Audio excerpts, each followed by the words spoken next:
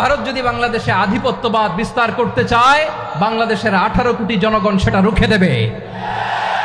ভারত যদি গৌর গোবিন্দের ভূমিকায় নামতে চায়, দেশের 18 কোটি মুসলমান শাহজালালের ভূমিকায় নামবে। বন্ধুত্ব ইজ ওয়েলকাম, দাদাগিরি নয়।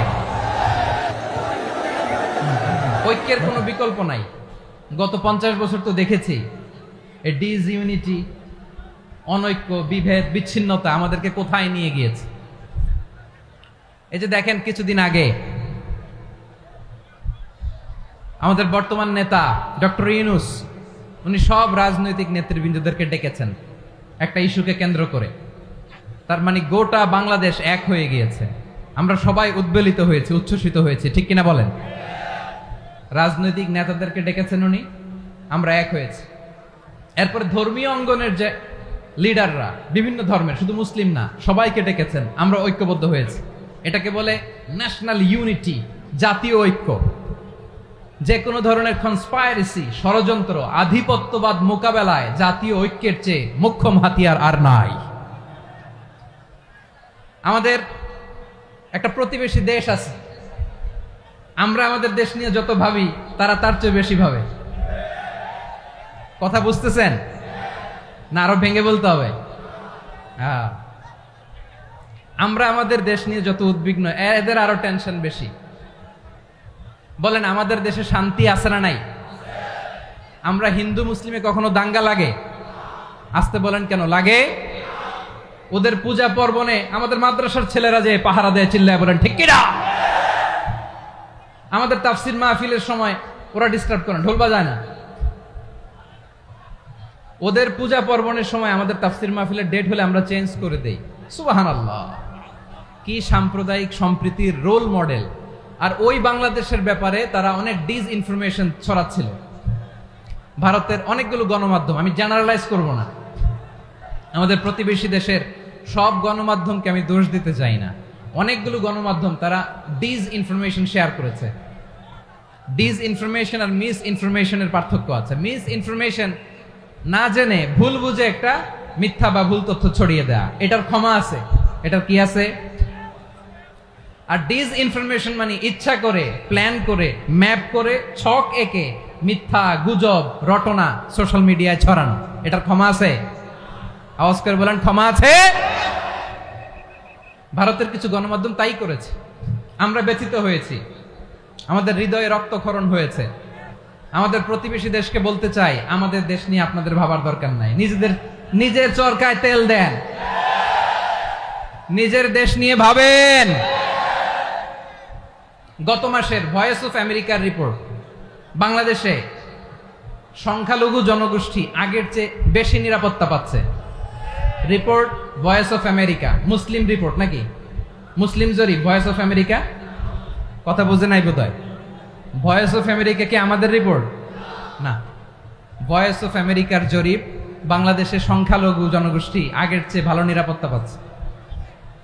শুধু এখানেই শেষ না, মাইক্রোসফটের একটা জরিপ শোনায় আপনাদেরকে। তারা সারা পৃথিবীতে গুজব, ভুয়া আর মিথ্যা নিউজ ছড়ানোতে কোন দেশ সেরা একটা রিপোর্ট করেছে। এর মধ্যে 1 নম্বরে এসেছে ভারতের নাম। মাইক্রোসফট তো মুসলমানরা চালায় না? কথা বোঝে নাই বোধহয়।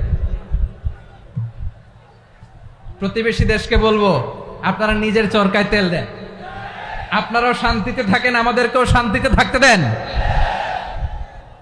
সব চেঞ্জ করা যায়, প্রতিবেশী চেঞ্জ করা যায় না। আমাদের ল্যান্ড তাদের ল্যান্ড, পাশাপাশি। আমরা চাই তারাও সুখে থাক, আমরাও সুখে থাকি, ঠিক কিনা? কিন্তু প্রতিবেশী হলে বন্ধুত্বপূর্ণ আচরণ করতে হয়। প্রতিবেশী যদি বন্ধু না হয়ে প্রভু হতে চায়, এরকম দানব প্রতিবেশী কেউ চায় না। ভারত যদি বন্ধুত্ব উপহার দেয়, আমরাও বন্ধুত্ব দিব। কি বলেন? তারা যদি বন্ধু সুলভ আচরণ করে, আমরাও বন্ধুত্ব উপহার দেব। কারণ আমাদের পররাষ্ট্র নীতি হচ্ছে সবার সাথে বন্ধুত্ব, কারোর সাথে বৈরিতা নয়। আলহামদুলিল্লাহ বলেন, কত চমৎকার পলিসি আমাদের। আমরা নির্বিবাদী, আমরা বাংলাদেশিরা শান্তিকামী। We are proud of that. এজন্য আমরা গর্ববোধ করি। আমাদের পররাষ্ট্র নীতি সবার সাথে বন্ধুত্ব, কারোর সাথে শত্রুতা নয়। তাই প্রতিবেশী দেশকে বলবো, আমার ভাইয়েরা, আপনারাও আমাদের ভাই, বন্ধুত্ব দিলে বন্ধুত্ব পাবেন। বন্ধুত্ব ইজ ওয়েলকাম, দাদাগিরি নয়। বন্ধুত্ব ওয়েলকাম, দাদাগিরি নয়, লাউড এন্ড ক্লিয়ার। ভারত যদি বন্ধুত্ব দেখায় বন্ধুত্ব পাবে, কিন্তু ভারত যদি বাংলাদেশে আধিপত্যবাদ বিস্তার করতে চায়, বাংলাদেশের 18 কোটি জনগণ সেটা রুখে দেবে। ভারত যদি গৌর গোবিন্দের ভূমিকায় নামতে চায়, দেশের 18 কোটি মুসলমান শাহজালালের ভূমিকায় নামবে। প্রিয় ভাইয়েরা, আমরা বন্ধুত্বে বিশ্বাসী, শত্রুতায় নই, ঠিক কিনা বলেন? আল্লাহ আমাদেরকে বোঝার তৌফিক দান করুক। তাহলে এই যে তারা বলেছে এদেশে সংখ্যালঘুরা কষ্টে আছে, দুঃখে আছে, এটা কি ঠিক? বলেন, এটা কি ঠিক? না, তারা ডিস ইনফরমেশন শেয়ার করেছে, এটা ঠিক নয়। আমার প্রতিবেশী বন্ধু রাষ্ট্রকে বলবো, আপনারা এটা করবেন না, এটা করবেন না। আমরা শান্তিতে আছি, আপনারাও শান্তিতে থাকেন, আমাদেরকেও শান্তিতে থাকতে দেন। এই যে চিটাগাংয়ের অ্যাডভোকেট আলিফ হত্যাকাণ্ডে গোটা বাংলাদেশ আমরা ধৈর্যের পরাকাষ্ঠা দেখিয়েছে, চিল্লায় বলেন ঠিক কিনা? আমাদের নেতা আমাদেরকে ডেকেছে, আমরা শান্ত থেকেছি। আমরা শান্ত থাকতে চাই, আমরা ঐক্যবদ্ধ থাকতে চাই। যে কোনো ষড়যন্ত্র রুখে দেওয়ার জন্য ঐক্যবদ্ধ প্রচেষ্টার কোনো বিকল্প নাই। এবার আওয়াজ করে পেকুয়ার ভাইয়েরা বলেন, আমরা ঐক্যবদ্ধ জীবনযাপন করতে চাই কি চাই না? আল্লাহ তাআলা সে নির্দেশনাই দিচ্ছেন।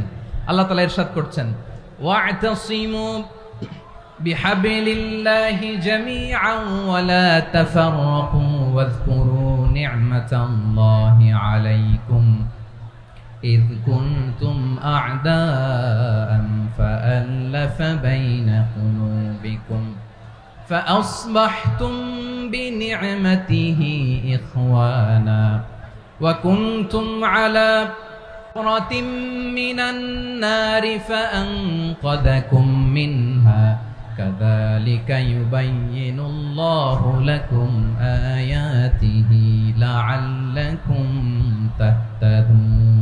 আল্লাহু আকবার পড়েন। আল্লাহ বললেন, ও গোলামেরা শোনো, ওয়া'তাসিমু বিহাবলিল্লাহি জামিআ, ও আমার গোলামেরা সবাই মিলে আল্লাহর রশিকে আঁকড়ে ধরো। আল্লাহর রশি হলো ইসলাম, আল্লাহর রশি হলো কোরআন। আল্লাহ বললেন, কোরআনকে আঁকড়ে ধরো, ইসলামকে আঁকড়ে ধরো। একা একা আঁকড়ে ধরলে চলবে না, জামিআ সবাই মিলে আঁকড়ে ধরো। এই আদেশটা আমাদের জন্য দান করেছেন কে? আল্লাহ তাআলার নির্দেশ, ওয়া'তাসিমু বিহাবলিল্লাহি জামিআ, সবাই মিলে আল্লাহর রশিকে আঁকড়ে ধরো। হাবলুল্লাহ মানে আল্লাহর রশি। হাবলুল্লাহ মানে কি? রশি। এই হাবলুল্লাহ আল্লাহর রশি বা আল্লাহর রজ্জু দ্বারা উদ্দেশ্য হচ্ছে ইসলাম। আল্লাহর রশি দ্বারা উদ্দেশ্য কি? তাফসিরে অনেক ব্যাখ্যা এসেছে। এরকম পরিস্থিতিতে তাফসিরের সূক্ষ্ম সূক্ষ্ম বিষয়গুলো আমরা শোনাতে চাই, কিন্তু পরিবেশ হয়ে ওঠে না। আল্লাহর রজ্জু বা আল্লাহর রশি দ্বারা উদ্দেশ্য হচ্ছে ইসলাম।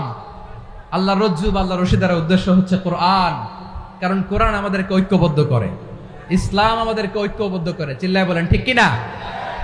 এজন্য আল্লাহ বললেন, তোমরা আমার রশিকে আঁকড়ে ধরো, বিচ্ছিন্ন হয়ে না। আমার দেয়া নেয়ামতগুলো স্মরণ করো। যখন তোমরা ছিলে শত্রু, তোমাদের মধ্যে হৃদয়ে আমি আল্লাহ ভালোবাসা ঢেলে দিলাম, ফলে তোমরা সবাই ভাই ভাই হয়ে গেলে। তোমরা সবাই ছিলে জাহান্নামের কিনারায়, জ্বলন্ত অগ্নিকাণ্ডের পাশে। আমি আল্লাহ দয়া করে ঈমানের বদৌলতে তোমাদেরকে আগুন থেকে ফেরালাম। আমি আল্লাহ দয়া করে তোমাদেরকে জান্নাতের পথ দেখিয়ে দিলাম। সুবহানাল্লাহ পড়েন। এমন পথ দেখালাম যেই পথ তোমাদেরকে জান্নাতে নিয়ে যাবে, পথের দিশা তোমরা পাবে। লাআল্লাকুম তাহতাদুন। প্রিয় ভাইরা, তাহলে আমাদের যে ঐক্যবদ্ধ থাকতে হবে, এই নির্দেশটা কার? নাকি মন মতো আমি বানায় বলতেছি? আওয়াজ করে বলুন, নির্দেশটা কার? আল্লাহ। তাহলে আমাদেরকে ঐক্যবদ্ধ জীবন যাপন করতে হবে। প্রিয় ভাইরা, ইসলাম আমাদেরকে ঐক্যবদ্ধ করে। ইসলাম আমাদেরকে কি করে? সংঘবদ্ধ করে, ঐক্যবদ্ধ করে। বিচ্ছিন্ন হওয়া যাবে না। বিরোধ, বিচ্ছিন্নতা, মতানৈক্য, এগুলো আমাদেরকে ধ্বংস করে, আমাদেরকে দুর্বল করে।